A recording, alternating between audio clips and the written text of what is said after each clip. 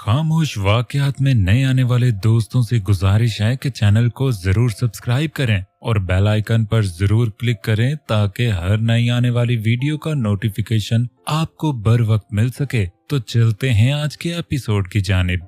आयत को घर ले जाया गया। आरिज ने उसको अपने रूम में शिफ्ट कराया था। आयत कुछ नहीं बोली। वो अपनी बेटी को देख रही थी। सिर्फ उसके रोने पर वो एकदम घबराई, जबकि मदीहा और बाकी सब हंस दिए। तुम परेशान ना हो, ये हमारे पास रहेगी। नहीं ताई अम्मी, ये मेरे साथ रहेगी। आप बस मुझे बता दें चुप कैसे कराना है, वो बोली और मदीहा से जल्दी से अपनी बेटी को ले लिया।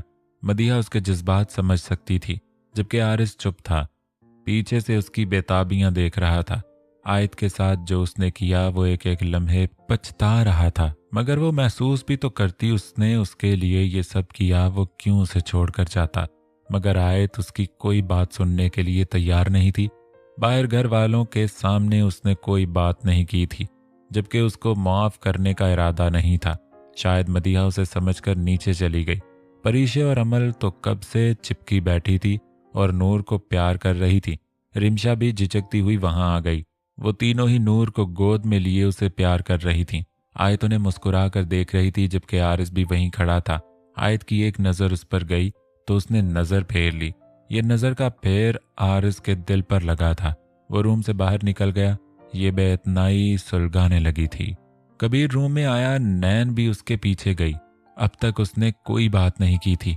नैन बेहद कंफ्यूज थी। यहाँ तक कि कबीर फ्रेश होकर आया और उसने उसे मामूल की तरह टॉवल दिया चेहरा साफ करने के लिए, जिसे कबीर ने ले लिया। नैन जैसे उसका चेहरा पढ़ना चाह रही थी कि वो क्या सोच रहा है, मगर कबीर बिल्कुल नॉर्मल था। ऐसे क्यों देख रही हो? बुलाकर कबीर ने ही उसकी जानिब देखकर पूछ लिया। नैन होश में आई। क्या हम थोड़ी देर बात कर लें? उसने कबीर का कांपते हाथों से हाथ पकड़ लिया। कबीर उसकी कैफियत देखकर उसके साथ बेड पर बैठ गया। नैन की आंखें सुर्ख होने लगीं। उसकी खामोशी, उसका नॉर्मल रवैया सब उसे शर्मिंदगी के गहराइयों पर पहुंचा रहा था। कबीर अलबत्ता खामोशी से उसे देख रहा था और दूसरी नज़र उसके भरे भरे वजूद पर भी जारी, जिसमें उसकी मोहब्बत की निशानी थी। नैन सख्ती से उसका हाथ पकड़ गई और फिर उसी हाथ पर माथा टिकाकर वो बुरी तरह रो दी। माफ कर दे मुझे। उसकी कबीर के हाथ उसके आंसू से भीगने लगे। कबीर कुछ नहीं बोला। नैन ने सर उठाकर उसकी तरफ देखा और उसका चेहरा हाथ से पकड़ लिया। ये सब सच है? हाँ सच है। मैंने आपसे शादी पैसों के लिए की। कबीर ने बात मुकम्मल की। नहीं, ऐसा नहीं है, मेरे दिल में लालच नहीं था कबीर। मैं बस हार गई थी, क्योंकि मैंने किसी सैराब को चाहने की कोशिश की थी। वो सैराब जैसे भर भरी रेत की तरह मेरे हाथ से निकल गया और मैं वहीं खड़ी रह गई। मुझ में जिद भर गई थी। लाख अपने दिल को समझाया है मैंने, मगर दिल ही था। मगर खुदा की कसम, जैसे जैसे मैंने आपके साथ, आपकी फैमिली के साथ वक्त गुजारा, रोज मुझे अपने इरादे पर शर्मिंदगी होती थी। फिर मैं सब भूलने लग गई, क्योंकि मुझे आपसे मोहब्बत हो गई। मुझे पता है आप मुझ पर यकीन नहीं करेंगे। मैं तो झूठी लग रही हूँगी आपको। मैंने कितने झूठ बोले आपसे, हर बात पर ही झूठ बोला, मगर मेरी मोहब्बत सच्ची है। मुझे जिस दिन आपसे मोहब्बत हुई मैंने इतराफ़ किया। मैं नहीं जानती मेरे हक में क्या फैसला करेंगे कबीर, मगर मैं सच में आपसे, आपके बच्चे से बहुत मोहब्बत करती हूँ। टिप टिप आंसू गिर रहे थे। सुर्ख आंखें इस बड़ी नज़रों से उसे देख रही थीं। कबीर ने उसकी तरफ देखा। उसने बड़ा गहरा सांस भरा था। प्लीज़ कबीर, मुझे खुद से अलग मत कीजिएगा। उसका चेहरा दोनों हाथों में थाम कर बोली। तुम जानती हो मुझे अपने लिबास पर शिकन क्यों नहीं पसंद? वो उसकी आंखों में झांकता बोला। अब वो बोल रहा था, अब नैन के सुनने की बारी थी। नैन उसकी आंखों में नहीं देख सकी। क्योंकि मुझे सिलवट लिबास पर नहीं पसंद। मुझे किरदार में किसी किस्म की सिलवट नहीं पसंद। दाग तो दूर की बात है, औरत का किरदार पत्थर की तरह मजबूत होना चाहिए कि पत्थर में भी दरार पड़ जाए, मगर औरत के किरदार में नहीं। मैं तुम्हें बदकिरदार नहीं कह रहा, क्योंकि वो तुम्हारा कज़न था, तुम्हारा मंगेतर था। शायद हर आम लड़की की तरह तुमने उससे मोहब्बत की, मगर शादी की रात तुमने मेरी बाहों में कैसे गुजारी? मैं जानता था तुम्हें मुझसे मोहब्बत नहीं, मगर तुम्हें हक नहीं पहुंचता था। तुम मेरी कुर्बत में किसी और को सोचती। ये तो मेरे लिबास पर कीचड़ उछल गई और मुझे पता नहीं चला। मैं तुमसे नाराज नहीं हूं नैन। मैंने अहमद को भी ऑफिस से निकाल दिया है। मैं उस शख्स की शक्ल नहीं देखना चाहता था जो तुम्हें टीज करे। मैंने तुमसे वालेहाना मोहब्बत की है, जिस तरह हो सका उस तरह मोहब्बत की है। और तुम मेरे बिना रहती या नहीं मैं नहीं जानता, मगर वो तुम्हारे बिना रह सकता। मैं तुम्हें खुद से दूर कैसे करूंगा फिर। वो उसके चेहरे पर हाथ फेरता मुस्कुरा दिया। मगर यहाँ उसने उसका हाथ दिल के मुकाम पर रखा। ये बहुत तकलीफ हुई है। बात शराकतदारी की आ जाए तो कबीर वो चीजें तोड़ देता है, और तुमने मेरे लिए मेरी मोहब्बत की रात को मेरे दिल में फांस बना दिया। वो कहकर उठने लगा। कबीर मैं छोड़ दूंगी इस दिल को। आप कहें तो इस कमरे से कहीं भी ना जाऊं। आप जैसा कहेंगे वैसा करूंगी। मैं कभी अम्मी के घर नहीं जाऊंगी। वो जल्दी से बोलती उसके आगे आ खड़ी हुई। नहीं, मुझे तुम्हें कैद नहीं करना। मुझे वक्त चाहिए और मुझसे कुछ फासले पर रहो। शायद मैं खुद को समझा लूं कि तुम्हारी मोहब्बत मेरे लिए सच्ची है। वो उसकी आंखों से बहते आंसुओं को देखता बाहर निकल गया। आराम भी नहीं किया जबकि नैन फूट फूट कर रो दी थी। मुर्तज़ा ने मोबाइल पर सईर की कई कॉल्स देखी और अभी वो फोन करता कि शहाब रूम में आ गया। मैं अफान के लिए हाँ कर रहा हूँ, उसने मुर्तज़ा को बताया। अच्छा फैसला है, मुर्तज़ा मसरूफ से बोले। चलें फिर सालार के वलीमे के साथ साथ परीशा की शादी की तैयारियां भी शुरू कर लेते हैं। शहाब ने मुस्कुरा कर कहा। हाँ ठीक है, वो बोले और कॉल मिला ली, मगर सईर फोन नहीं उठा रहा था। अच्छा मैं आपसे फिर बात करूंगा। शहाब उनकी मसरूफियत समझ गया और उठ गया, जबकि उनका दिल अनहोनी के एहसास से बुरी तरह धड़क रहा था।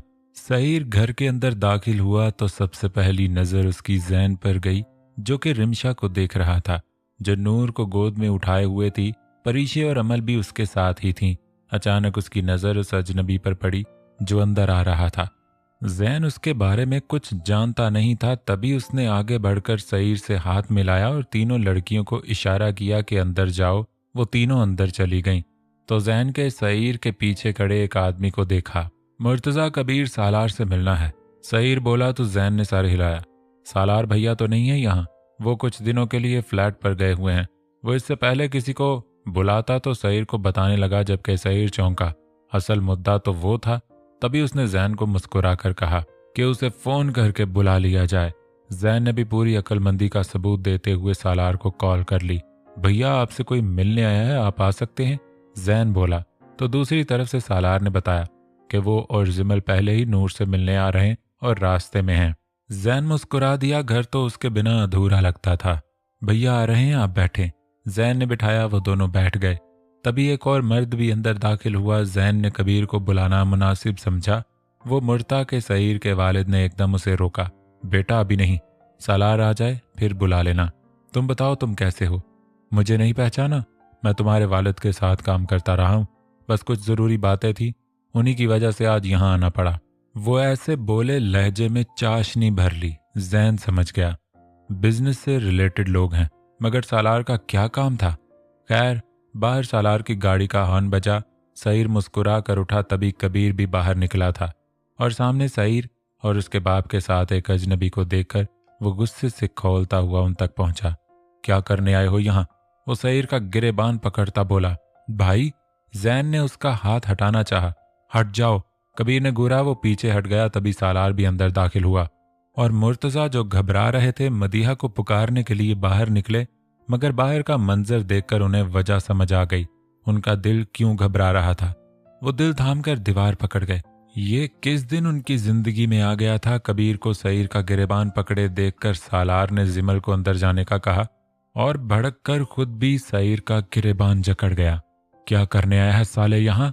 वो बदलिहाजी से बोला। बस कुछ देर थी, थप्पड़ ही जड़ देता। सईर की मुस्कुराहट में कमी ना आई। सब लड़कियां कमरे में से बाहर झांकने लगीं, जबकि औरतें किचन में थीं। बाहर सिर्फ मर्द थे। आरिस भी नीचे आ गया और दौड़कर अपने भाइयों तक पहुंचा था।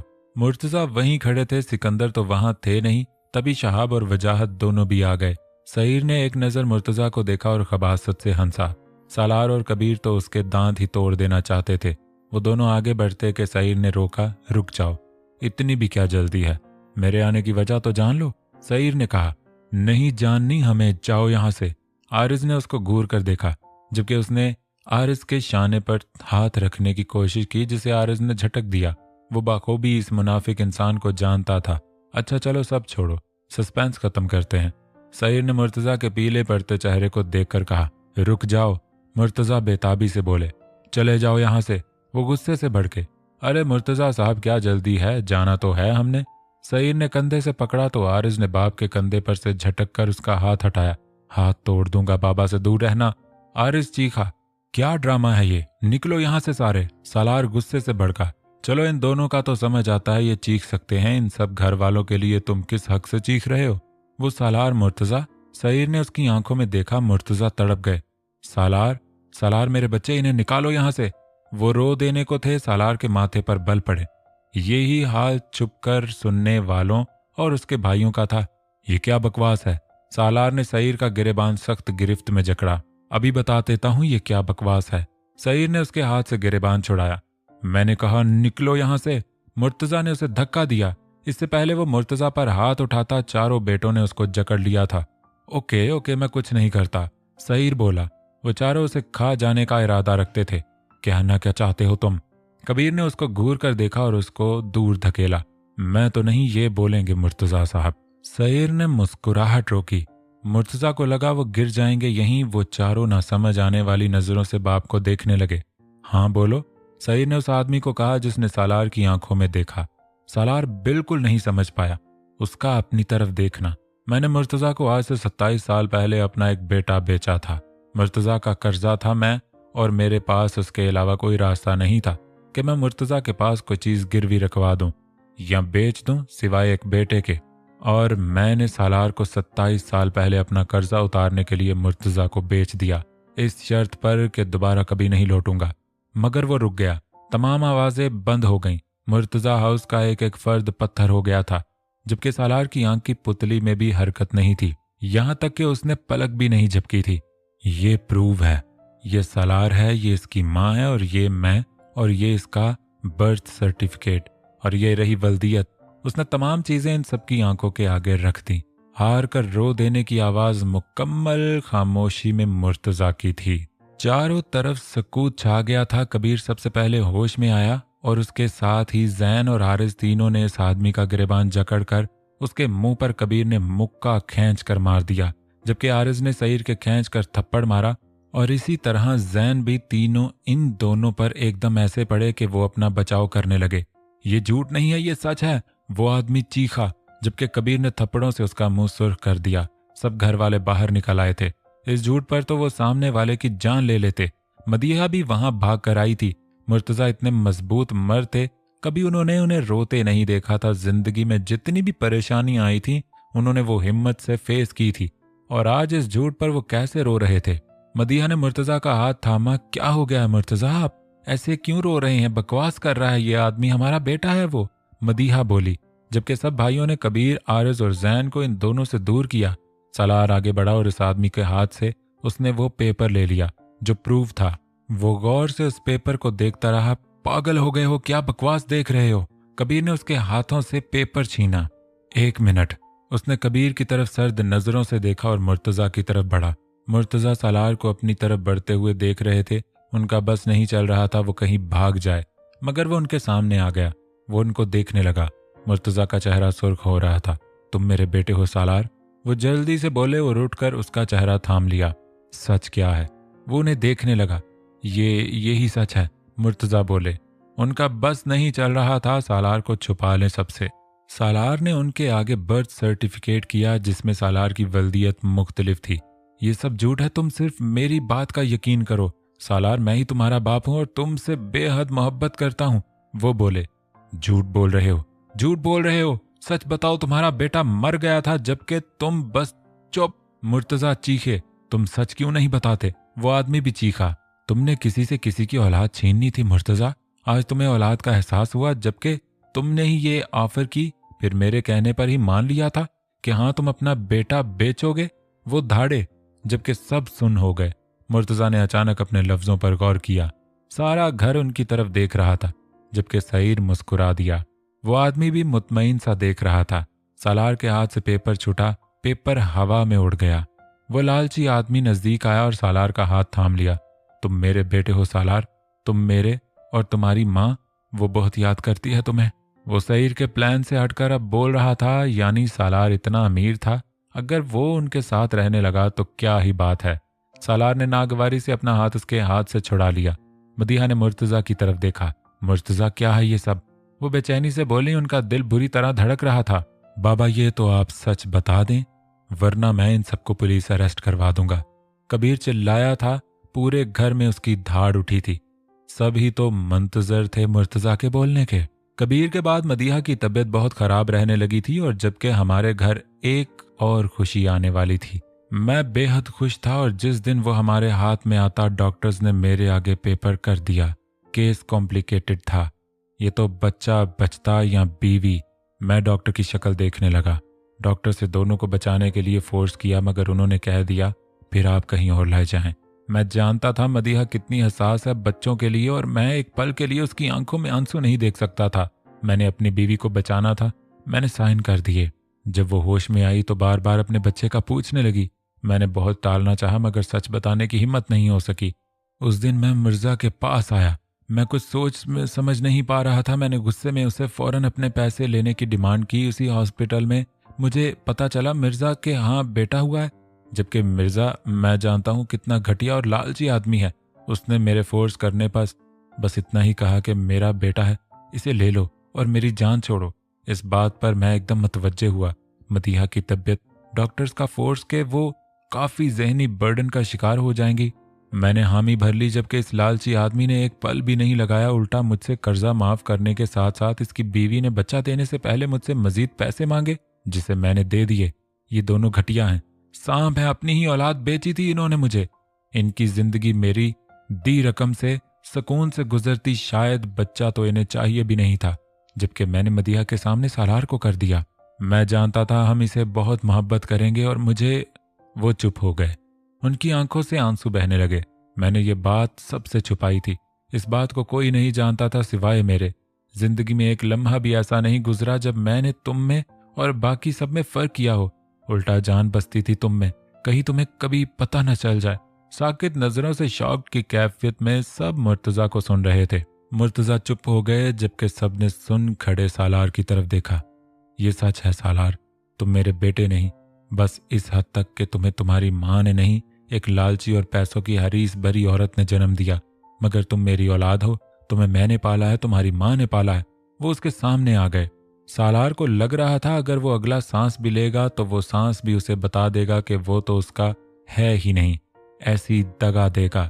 सालार ने मुर्तजा से नजरें फेर लीं। ये नजरों का फेर मुर्तजा की जान पर बन गया और इस भीड़ में सुर्ख नजरों से खड़ी जिमल की तरफ देखा। शायद कोई था तो अब बस वो थी उसकी। वो मुर्तजा के पास से हटकर जिमल के सामने आ गया। गहरी सांस ऐसी खींची कि खामोशी में बस उसकी सांस गूंजी थी। चलो, उसने जिमल का हाथ पकड़ा। जिमल ने सबकी तरफ देखा। वहां खड़े सब लोगों की नजरों में आंसू थे। उसे खो देने का डर था। उसे बताने के लिए जुबानें बेताब थीं कि वो सब उससे कितनी मोहब्बत करते हैं और कैसे ये मुर्तजा हाउस उसके बिना वीरान है, मगर जुबानों पर कुफल था। सईर और उसका बाप निकल चुके थे चुपके से, जबकि वो आदमी जरा फासले पर खड़ा था। ये सब टोपी ड्रामा जब्त से देख रहा था, जबकि सालार तो उसे एटीएम लग रहा था। इतना अमीर था वो। सईर से पैसे लेने के बजाय पैसे बनाने वाली मशीन ही क्यों ना ब्लैकमेल करके साथ ले जाए। जिमल ने सालार के हाथ से अपना हाथ निकाल लिया। सालार ने चौंक कर उसकी तरफ देखा। हम यहीं रहेंगे सालार, इकट्ठे, अपनों के साथ। यही हमारे अपने हैं। जिमल ने बमुश्किल अपनी बात पूरी की थी। सालार अपने खाली हाथ को देखता गया। एक नजर गौर से उसको देखा और फिर पीछे पलट गया। सालार, वहां कितनों ने उसे आवाज दी थी, जबकि सालार मुर्तजा हाउस से बिना कुछ सुने, बिना कुछ देखे निकल गया। वो आदमी उसके पीछे भागा था। सालार अपनी गाड़ी में बैठा। पूरा घर उसे पोर्श में नजर आया था, दौड़ कर आता हुआ, जिसमें सबसे आगे घबराए हुए परेशान सी जिमल थी, जबकि मुर्तजा जमीन बोस हो गए थे और सालार ने गाड़ी आगे बढ़ा ली। शायद इन सब ने उसे आखिरी बार देखा था। इस रात बहुत पी थी उसने, बेहद पी। इतनी पी कि सुबह हो गई। शराब पीकर वो अपने जहन से सब कुछ निकाल देना चाहता था। वो अपने फ्लैट नहीं गया था, जानता था वहां सब आ जाएंगे। शराब पी पी कर अब तो उसकी आंखें भी नहीं खुल रही थीं। फेरोज ने उसकी जानिब बड़ी अजियत से देखा था, जिसने आंखें बंद करके सर पीछे डाल दिया और उसकी बंद आंखों में से गालों पर आंसू गिरने लगे। फेरोज ने पहली बार देखा था ये पानी उसकी आंखों से निकलते हुए। वो बेहद जिद्दी था, अपनी जिद का पक्का, और वो सब कुछ जान चुका था। फेरोज के लिए ये जानकारी इतनी मुश्किल थी तो जिस पर यह बीती थी उसकी हालत ऐसी बनती थी। सालार ने सर 3 बार झटका और गिलास से सारा पानी अपने अंदर उतार लिया। सर, फ्लाइट का टाइम हो गया है, फिरोज ने अचानक कहा तो उसने उसकी तरफ देखा। जाओ कुछ देर के लिए यहाँ से, सालार भारी आवाज में बोला। उसका गला खराब हो चुका था शराब की ज्यादती से। फिरोज चुपचाप उस कमरे से बाहर निकल गया। ये एक महंगे बार का कमरा था। फिरोज बाहर ऐसे निकला कि वहीं खड़ा हो गया। वो उसे छोड़कर जा भी कैसे सकता था। सालार ने अपना सर टेबल पर डाल दिया और कांच के गिलास को देखने लगा। गहरी खामोशी थी चारों तरफ, बेहद गहरी। अचानक गिलास उसकी नजरों के आगे धुंधला सा गया। आंखों में पानी भरने की वजह से गिलास धुंधला गया था। वो हंस दिया, तकलीफ से हंसने लगा और अचानक पीछे सोफे पर सर डालकर जोर जोर से हंसने लगा। सालार, उसने बात अधूरी छोड़ दी। ना आगे कोई ना पीछे कोई। वो सोचता रह गया, कौन सा नाम लगना चाहिए मेरे साथ। वो अब सोचने लगा, मिर्जा या मुर्तजा। अचानक उसकी हंसी सिमट गई। यार फिरोज, उसने फिरोज को पुकारा। वो पल में अंदर आ गया। यार पता तो करो कितने में हुआ था मेरा सौदा। वो पुरसोच नजरों से उसे देखने लगा। सर प्लीज अब इस बारे में ना सोचें। फिरोज को वो खुद अजियती का शिकार ही लगा। सालार उसकी जानिब देखता रहा और अचानक उसने टेबल पर एक हाथ मारा था। सारे ग्लास और तकरीबन 10 शराब की बोतलें जमीन बोस हो गईं। सालार ने हाथ झाड़े। चलो, बस इतना ही कहा और सियाह मास्क लगाकर, सर पर कैप रखकर, ब्लैक गॉगल्स लगाए वो मीडिया से बचकर चला गया, बहुत दूर, सबसे दूर।